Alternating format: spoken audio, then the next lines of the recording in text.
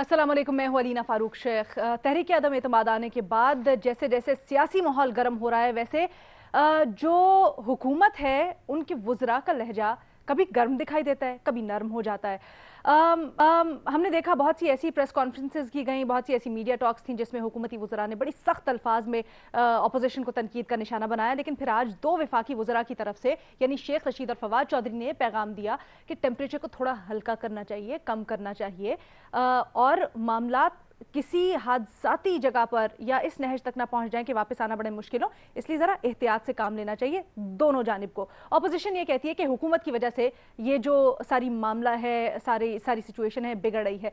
लेकिन ये सिर्फ ऑपोजिशन और हुकूमत के दरमियान में ये नरमी गर्मी नहीं है।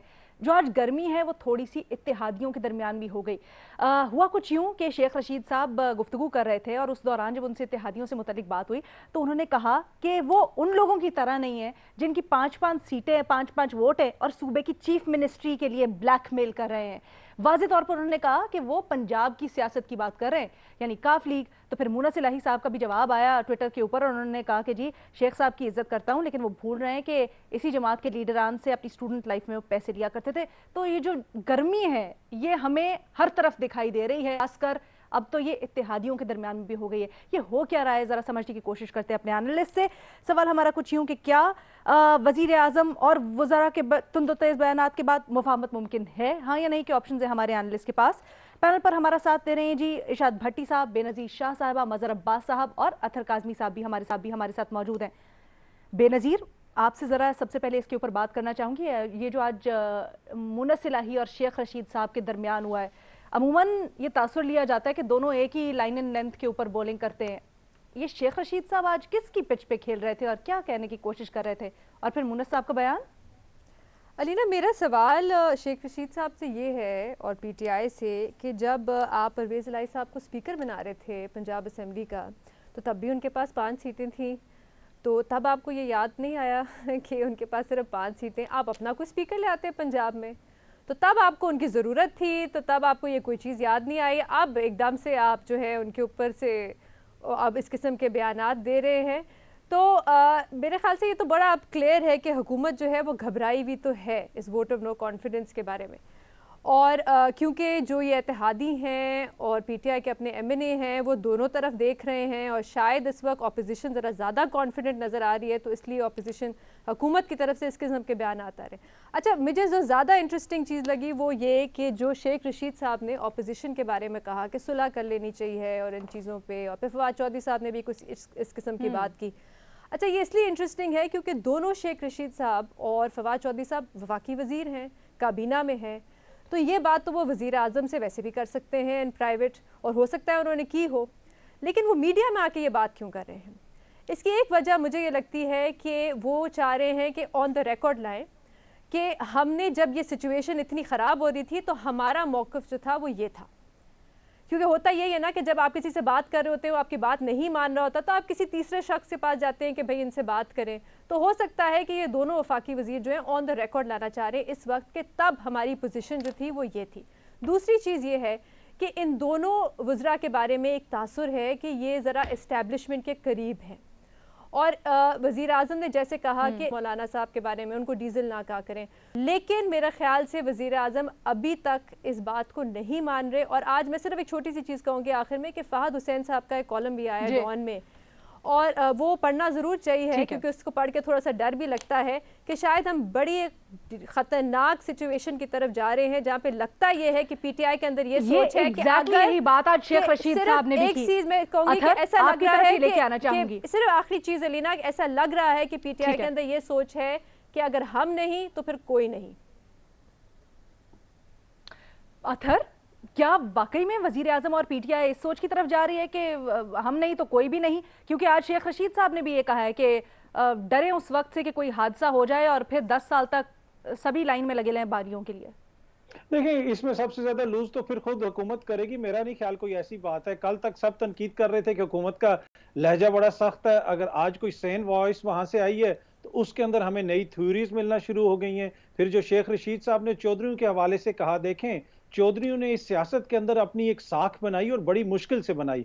हर कोई उनको कहता है कि वो जिसके साथ खड़े होते हैं उसका साथ देते हैं, लेकिन इस हालिया अरसे में ये जो तहरीक अदम एतमाद की बात शुरू हुई और फिर तहरीक अदम एतमाद आई, हुकूमत से ज्यादा जितना चौधरियों की साख को नुकसान पहुंचा है आज तक पहले कभी नहीं पहुंचा। कभी वो कह रहे हैं हम यहाँ पे हैं, हमें पता नहीं है। उनके वो लोग जो मिनिस्टर्स हैं जो वक्त से पहले वैक्सीन लगाते रहे, वो रोज टीवी पे आके नई बात कर देते हैं कि हम ये कर रहे हैं, हम वो कर रहे हैं। भाई आप और कुछ ना करें, आप वजारत से इस्तीफा दें और अलहदा हो जाए हुकूमत से। किसने आपको रोका हुआ है? अगर हुकूमत के आप इत्तेहादी भी हैं, मिनिस्ट्रियां भी आप ले रहे हैं, तमाम पर्क्स भी आप इंजॉय कर रहे हैं और रोज आके आप लेक्चर भी देते हैं टीवी के ऊपर, तो मेरे ख्याल में इसमें हुकूमत की साख खराब हुई या हुकूमत को नुकसान पहुंचा या नहीं पहुंचा, इन 4-5 दिनों में, 4-5 हफ्तों के दौरान जितना नुकसान चौधरियों की साख को पहुंचा है, मेरा नहीं ख्याल कि पहले कभी तक उनको इतना पहुंचा हो। जहां तक सिस्टम के खत्म होने की बात है, मेरे ख्याल में ये सब जो है ऐसे ही रेड हेरिंग है। कोई सिस्टम खत्म नहीं हो रहा, यही सिस्टम चलता रहेगा। तहरीक अदम एतमाद आएगी और माजी में भी आती रही है, कोई इतना बड़ा मसला नहीं है। और बाकी ये गर्म सर्द बयान चलते रहेंगे, कोई इससे कोई इतनी बड़ी बात नहीं है। रिस्पॉन्ड करने का टाइम दीजिएगा अलीना बाद में।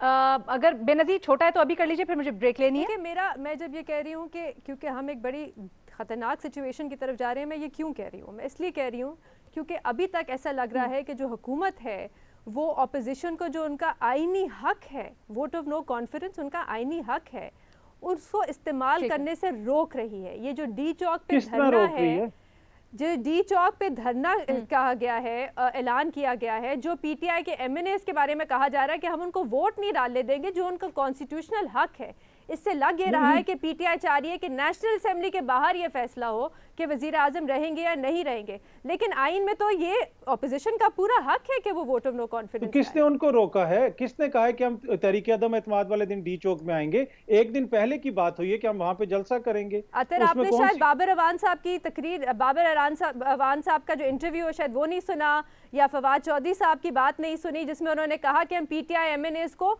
वोट नहीं डालने देंगे या जाने नहीं देंगे उस दिन। आप कैसे उनको नहीं जाने देंगे? पार्टी पॉलिसी बताइए उन्होंने। किसी का ये नहीं कहा कि पार्टी पॉलिसी, वो एमएनए है, वो पार्लियामेंट में बैठते हैं, वोटिंग डालना उनका कॉन्स्टिट्यूशनल राइट है। चले ठीक है जी, उन्होंने डालना होगा तो चले। दोनों तरफ से आप दोनों का एक छोटी सी ब्रेक लेते हैं जी, उसके बाद मजीद बात करते हैं। मजहर अब्बास साहब और इरशाद भट्टी साहब को भी इसी चीज में शामिल गुफ्तगू करते हैं। ब्रेक के बाद खुश आमदीद। मजहर अब्बास साहब, जो ब्रेक से पहले हम डिबेट कर रहे थे उसके ऊपर आपका क्या टेक है? ये जो बात हो रही है, विफाकी वज़रा भी कह रहे हैं खतरनाक हद तक जा सकती है, मामलात को जरा संभाल लें, फिर सख्त लहजे भी, और अतर कह रहे हैं बात तो शेख रशीद साहब ने सही की है। पहली चीज़ ये कि अगर मफाहमत चाह रहे हैं तो वज़ीर आज़म अपोजिशन को मुज़ाकरात के लिए बुला लें, मफाहमत हो जाएगी। बयानात अपने समेत सबको बयानात देने से, इस तरह के बयानात देने से रोक दें और देखें फिर अपोजिशन का क्या रद्दअमल होगा। मफाहमत हो जाएगी, लेकिन ये मफाहमत होगी नहीं क्योंकि ये स्टाइल ऑफ पॉलिटिक्स नहीं है। दूसरी, एक पार्टी का रहनुमा जिसकी पूरी जमात एक टोंगे में आ जाए और उसके बाद भी 3 और मुसाफिर उसमें सवार हो सकते हों, वो 5 सीटों वालों को कह रहे हैं कि 5 सीटों वालों को हम सीएम कैसे बना सकते हैं। आप एक सिंगल आदमी विफाकी वज़ीर दाखिला भी बन सकते हैं, विफाकी वज़ीर रेलवे भी बन सकते हैं और दूसरे नहीं बन सकते। तो चीज़ ये है कि क्यों फिर इमरान खान वज़ीर आज़म जो है वो उनके पास गए? अगर वो 5 सीटों वाले ही हैं तो वज़ीर आज़म नहीं जाना चाहिए। यहाँ 4 सीटों वाले हैं कराची में, हैदराबाद आ गए वज़ीर आज़म। तो वज़ीर आज़म तो खुद मारे फिर रहे हैं, कहीं 1 सीट लेने की कोशिश कर रहे हैं, कहीं 2 सीटें लेने की। अगर आपके इत्तेहादी इतने ही कॉन्फिडेंट होते और उनकी ये शिकायत नहीं होती तो वज़ीर आज़म को शायद आज उधर जाने की ज़रूरत ही नहीं पड़ती। फिर अपने ही वज़रा इस तरह की बातें जब करेंगे, अभी स्पीकर कौमी असेंबली को, अब ये दोनों तो एक ही लाइन लेंथ पे बॉलिंग करते थे ना, ये आज मुख्तलिफ क्यों, अलग अलग क्यों नजर आ रहे हैं सर? ये इसलिए कि अब आप शेख रशीद इसलिए कि देखिए, जब वो देखिए शेख साहब तो अगर कोई चीज़ इस तरह की हुई तो शेख साहब तो फिर भी उधर ही होंगे। अगर वो 10 साल वाली कोई चीज़ होगी तो शेख साहब भी उधर ही होंगे। ऐन मुमकिन है फवाद चौधरी भी उधर हों, ऐन मुमकिन है कि चौधरीज भी उधर हों। तो वो तो छोड़ दें, वो बहस छोड़ दें उस चीज़ को, वो तो एक बिल्कुल अलग है क्योंकि ये टीम ही फिर उधर होगी। लेकिन यहाँ जो सूरत हाल है, स्पीकर कौमी असेंबली जो जो जो जिनका काम यह है कि वो चीज़ों को बैलेंस करें, वो ये कह रहे हैं कि तहरीक अदम एतमाद गैर मुल्की साजिश है। यानी स्पीकर कौमी असम्बली जो जिनको अभी ये जो जज हैं इस पूरी प्रोसीडिंग्स के, अगर वो ये कहें तो फिर इसके बाद रह क्या जाता है। तो ये जो सूरत हाल है, तो ये तो चीजें तसादुम की तरफ ही जा रही हैं और कुछ नहीं हो रहा। भट्टी साहब का इसके ऊपर मैं कमेंट जानना चाहूंगी। भट्टी साहब। मैडम शेख, ये 1 मिनट में आपने एक और सवाल दरमियान में निकाल दिया। सारे सब के सब जिम्मेदार हैं। पहली बात ये, सवाल पे आ जाएं, शेख रशीद साहब को ये बयान बिल्कुल नहीं देना चाहिए था। वो वज़ीर दाखिला हैं, खुदा के लिए दाखिली अमूर पर भी कोई तवज्जो दें, ये तोता फाले निकालने की बजाय। उसके बाद मोन्ने सिलाई को बिल्कुल भी ये बयान नहीं देने चाहिए था। ये नीचे उनकी हैसियत से नीचे का बयान है। ये सब जानते हैं कि चौधरी ज़हूर इलाही शेख रशीद साहब का कितना ख्याल रखते थे, लेकिन ये बयान उनको ज़ेब नहीं देता।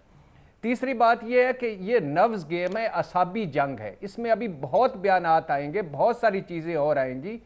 और चौथी चीज़ ये है कि ये वाकई सही है, एक बात मैं कर रहा हूँ कि बहुत आगे तक का सोचा जा रहा है। टेक्निकल बुनियादों पर तहरीक अदम एतमाद को नाकाम बनाने का सोचा जा रहा है। MNA जो तहरीक इंसाफ का वोट डालेगा उसी वक्त नाअहल हो जाएगा। स्पीकर का हो सकता है स्पीकर ऐसी रूलिंग दे, और वो ड्राफ्ट भी बन रहा है कि अगर स्पीकर ने ऐसी रूलिंग दी तो हम सुप्रीम कोर्ट में चैलेंज कैसे करेंगे इस स्पीकर के वाले को। और यूसुफ रज़ा गिलानी जब वजीर आजम थे उस वक्त स्पीकर की रूलिंग को चैलेंज हुआ था। तो ये बहुत आगे तक की गेम सोची जा रही है। ऑर्डिनेंस वगैरह जी, ये अभी मैं कह रहा हूं, अभी सारे कानूनी माहिर भी बैठे हुए हैं और सियासी माहिर भी बैठे हुए हैं, लेकिन बात फिर वही है। अच्छा, बेनजीर साहबा की सच्ची बात है कि तहरीक अदम एतमाद उनका हक है। हाँ। तहरीक अदम एतमाद उनका हक है, मगर तहरीक इंसाफ को तोड़कर तहरीक अदम एतमाद पेश करना ये उनका आईनी हक नहीं है।